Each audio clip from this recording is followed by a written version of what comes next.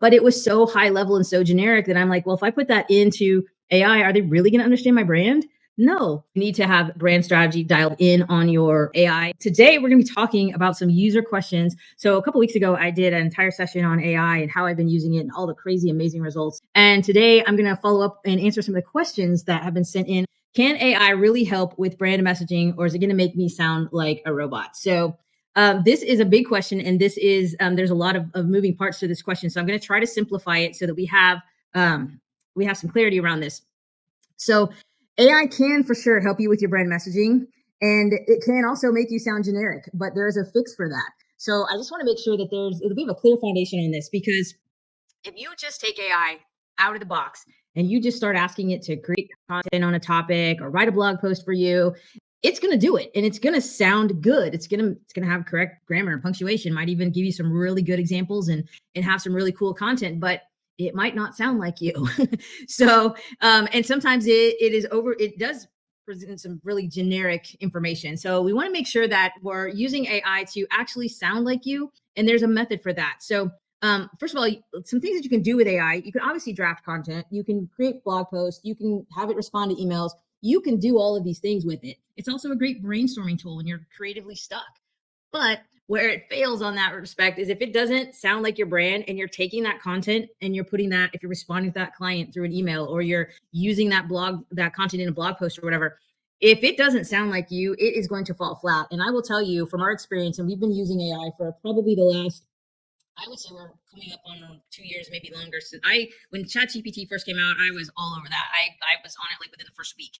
And so we've been using it for a long time. And I will tell you, the first rounds of blog posts we tried to create and content we tried to create it was awful. It sounded so generic and so flat, did not sound like us. We have our voice as we throw a lot of humor in it, a little sarcasm. We like puns. We're funny. Don't ever ask AI to try to write puns. I usually have to come up with those myself still. So I'm still valuable as a human. But anyway, if you're using AI for those types of things, there's a trick to making it sound like you. So it's got to know your brand strategy. And I said this in the previous video: if you were to go up to a stranger on the street and ask them for business advice specifically about your business, they might give you some advice, but is it going to be valuable and worthwhile if they don't know anything about your business? Probably not. And that's kind of what it's like when you're using AI to give you content around your brand or use your brand voice. If it doesn't know your brand voice, if it doesn't know anything about your brand, that's a problem. And here's what I'm seeing from a lot of companies that we've been exploring and just, seeing what's out there. And in fact, I was on a webinar here recently where they're like, here, download this cheat sheet to, get started with AI. So I'm like, okay, I'm going to download and see what they're doing. I got to tell you, if I were them, I'd be a little bit embarrassed, because the cheat sheet was basically 6 questions. And it was kind of about brand. It was like, hey, what's your brand story? What's your value proposition? What's the name of your business? Information that, yes, your AI should know. But it was so high level and so generic that I'm like, well, if I put that into AI, are they really going to understand my brand? No. They didn't have anything in there about what is the customer supposed to feel? What kind of transformation is that customer expecting to have when they work with you? And there was nothing about what products that you would sell. It is a huge, massive laundry list of things that when you put those things into AI, then you get exactly what you need out of for your content, and even business problem solving. And there's a whole gamut of things you can do besides just creating content. Most people use it for content, but if you're anything you want to do in your business, it needs to have your brand stamp on it. And so I'm appalled by some of those things that I see out there. People saying, "Oh, just upload this single document to AI and poof, it sounds like you." I'm like, no, it doesn't. We are actually in the process of building something out that will show you all of the things that you need to have to go into AI to make it sound like your brand. I used to have to go into AI, put something in, and then have to train it and do a bunch of work, and it was just constant back and forth. And I'm like, there's got to be a more efficient way. I created that more efficient way, and we're going to be sharing it with you soon.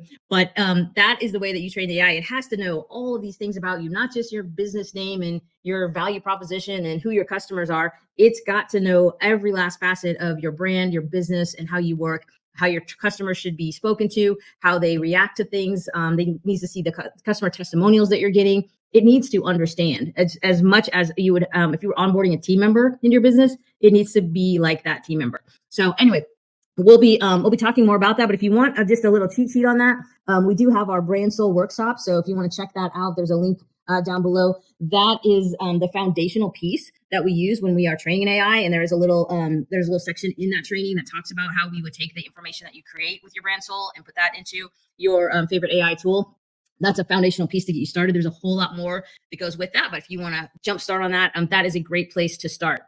So let's move on to question number 2 here. And this one came from a client this past week. And I was like, okay, I really need to answer this because I know there are a lot of people out there hesitating on using AI in their business because they feel like they're not tech savvy enough. And I just want to say you do not have to be tech savvy to use AI. And I'm going to talk about in a minute some of the tools that you can use that you don't need to be a super geek like me to understand how to use it. So if you're not tech savvy, I just want you to know AI is not overwhelming with lots of buttons and craziness that you have to figure out and learn. I guarantee every one of you use a smartphone, and AI is much simpler than using your smartphone.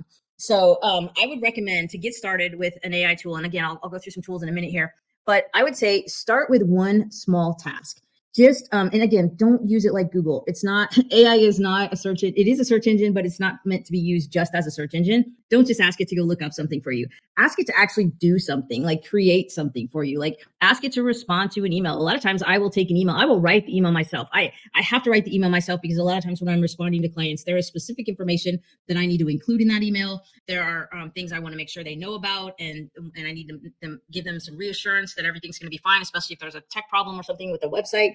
Or if I'm just providing some kind of a brand strategy and I want to just make it super clear that we're on the right path with the direction that we're going, I will take that. I'll put that into AI and I'll just say, hey, just clean this up for me. It still sounds like me. It's just maybe, obviously I talk a lot here.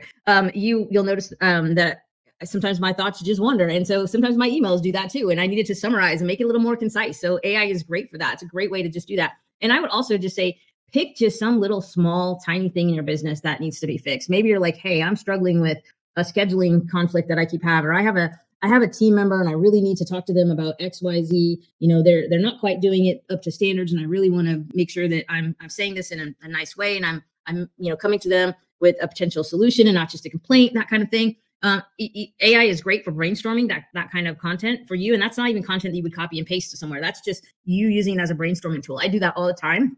And I get great results from that. Also, think of it as hiring a digital intern, whether you use a free version of AI or you use a paid version of AI. I'll highly recommend going with paid. You get more value out of that, but then it's not that expensive. But it's like having an intern because you can ask it to do lots of small tasks rather rapidly. And one of the really cool things is a lot of times when I am creating content, let's say I'm working on a new email campaign. And it's not giving me to output what I want, or I think of something I forgot to add, or oh shoot, I really need to have this kind of an emotion in it. So I'm constantly just iterating on it. If you were doing that to a human being, they would be so annoyed with you because they're like, oh my gosh, this person is so picky. With AI, you don't have to worry about that. You can cycle through 10, 20, 30 revisions of that and in a matter of minutes and get what you need versus back and forth with a person rewriting it. Well, they have to go back. They have to, think about what you said. They have to do some rewrites and edits and things like that. It would take them longer to come back with whatever content you needed them to create. But with AI, I can do that over and over again. And so far, my AI has never complained that I am taking too long or I'm making it complicated or too hard. So that's a big plus right there. As using AI as a digital intern. And also just, like I said, start super, super simple, but be curious about it. Just ask. You can't ask a bad question to AI. If you're asking something that it can't do, it will just flat out say, I can't do that. I keep trying to, I test it every once in a while to say, hey, can you do this yet? And it'll just say, nope, I don't have that capability. I'm like, okay, all right, cool. Well, maybe it'll come in the next version. But just be curious about it and try different things. And sometimes I get great results out of it. And sometimes I still, even with our brand completely dialed in, sometimes get things where I'm like, I'm not so sure about that. Or I don't like that word choice, or I don't like the solution that you gave me, or I don't like this, bullet point number 3 doesn't make any sense to me. Let's swap that out with something else. I still have to nuance it, and I still have to play around with it, but I'm just curious about what capabilities it can do. And so I'm always pushing back on it and asking questions and just, brain dumping into it. So let's get into the tools here.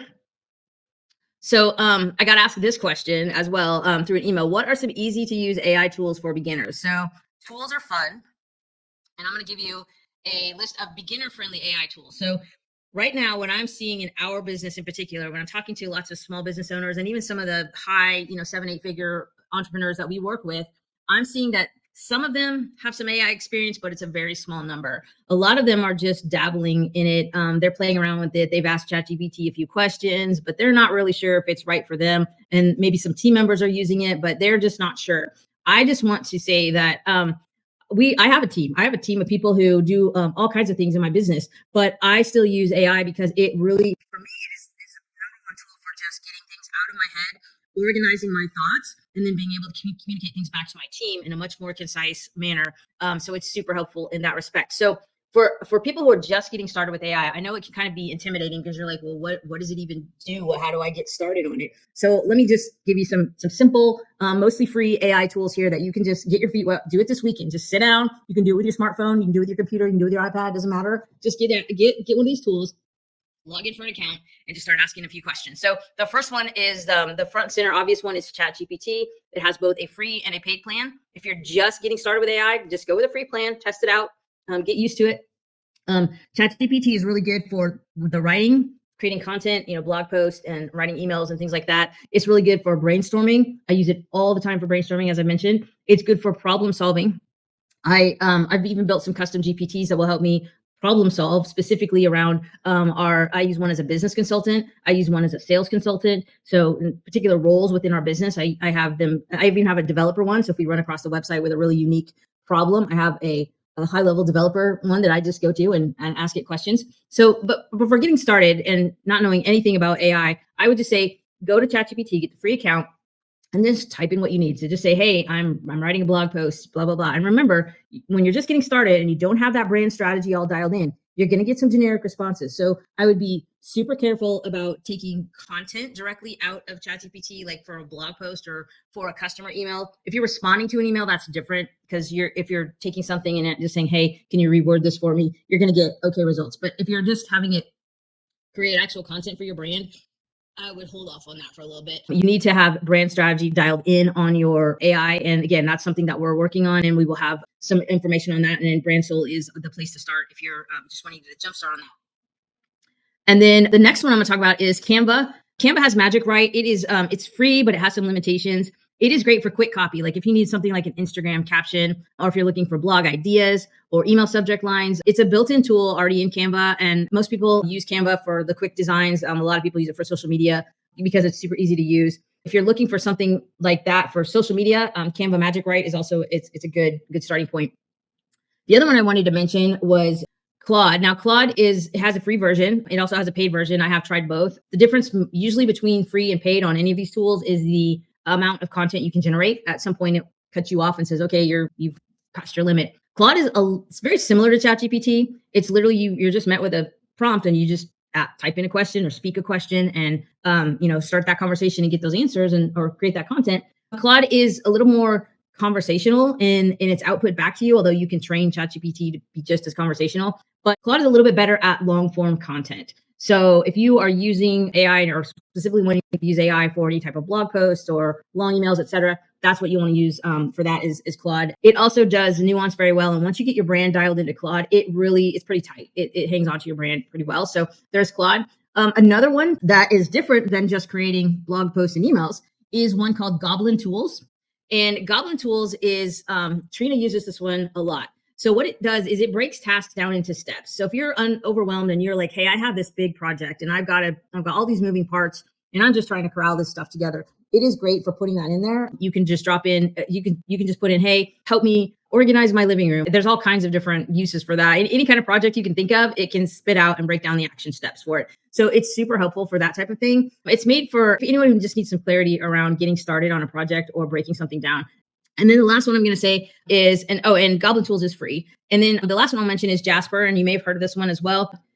Jasper is paid. There's a free trial available. So this one is not one that if you're just trying to test that you want to go test, but I'm bringing this one up because it is designed for marketing and branding tasks. So blog posts, it does a lot of sales copy really well and ad headlines, that sort of thing. So it also has a lot of templates and tone options to help you dial in your brand a little more. Jasper does have some of those options there to just kind of help guide if you're just getting started and don't have that fully fleshed out. So those are the tools. And again, my number one piece of advice is just keep it simple. Get started, get in there, ask some questions. We have been doing that for our clients as well. And we're working on building custom GPTs for them. And what we create is actually spot on with them because we've started with brand strategy. The number one thing we do with our clients first before we build a website or design any piece of, a product label or anything for them is we do some brand strategy. Taking that brand strategy, putting that brand strategy into the AI, that is what makes it shine. Like I said, you don't do that, you get generic stuff out. You put that in there and you get absolutely amazing spot on results. Your conversions go up, your sales go up. It makes writing things easy. It makes it easy if you do a custom GPT that you can share with your team. It makes it easy for your team now to use that all that information and to be able to create content that is on brand for your business. How are you using AI to help with your pay-per-click workflows? Okay, that's a great question. So we have used AI to help build out some ad campaigns. And I will say it has done very well.